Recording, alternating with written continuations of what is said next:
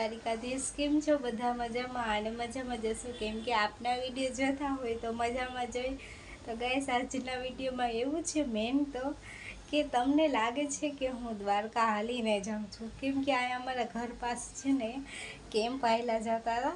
તો સોડાનો કેમ્પ હતો, ત્યાં માટે દીદી સોડા એ કે જય દ્વારકાધીશ. મેં કીધું જય દ્વારકાધીશ.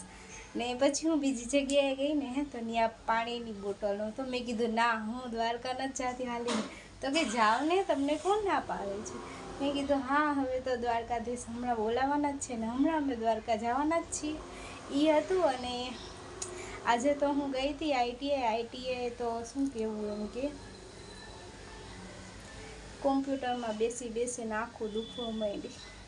એટલું કોમ્પ્યુટર હકાયેલું છે, આવડે કે ના આવડે પણ કોમ્પ્યુટર હકાલવાનું. અને પીપીટી ને બધું લેસન ને બધું બાકી છે ગાઈસ.